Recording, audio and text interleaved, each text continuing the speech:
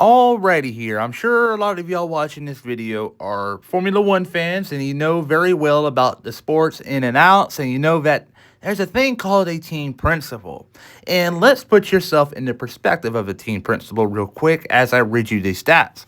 If a driver of yours finished 19th and wrecked out of the Australian Grand Prix, dead last in the Chinese sprint race, 13th in the Chinese Grand Prix, 15th in the Japanese Grand Prix, 14th in the Bahrain Grand Prix, and 17th in the Saudi Arabian Grand Prix, while his teammate is outperforming him in scoring points.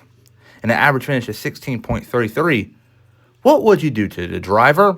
You will give him the boot. And this driver is Jack Doohan. Jack Doohan right now is just painful to watch. He's just horrible. I had a lot of optimism heading into the year for the kid because of what I've seen in Abu Dhabi, where he performed really well, in my opinion, just coming from the sidelines in. And I believe he had a lot of time in the offseason to grow in the sim and also private test sessions, which is practically commercial test sessions just to help out the sponsors, but they still get that data. It's real cheeky. But in the Bahrain preseason testing, obviously none of that stuff worked for Jack Doohan. He is still miles behind Pierre Gasly, and people can say, oh, he's just a rookie. He's a rookie. Just let him slide. Isaac Hadjar is doing really well against experienced driver Liam Lawson. And then we got Ollie Behrman going toe-to-toe with Esteban Ocon. And Kimi Antonelli on the doorsteps of George Russell. So don't give me the crap that he's just a rookie. And Gabriel Bartoletto, I forgot about him, but he's in the Sauber, so you really can't judge him right now. But don't give me that crap. Jack Doohan is struggling, and it is time for Alpine to move on from him.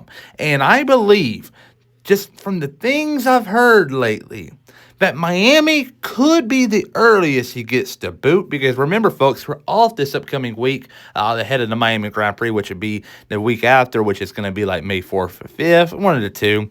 Then after that, you get another bye week before we go to another triple header and in the European leg, which I believe could be the exit for Jack Doohan if I was a betting man. But I believe, from what I've heard, Miami is going to be the deciding factor of his future in the sport of Formula One. If he does not do well, he will get the boot. And just to make things worse, Franco Colapinto will be with the team in Miami. He's going to be the reserve driver, obviously, if something were to happen. But for him to be there and be present on site with the team, I just know Doohan's just going to be very anxious to get on track and to do very well. Obviously, if he does well, it's going to shut up the rumors. But if he sucks, it's just going to fill him up even more. What do you think happens? Comment down below.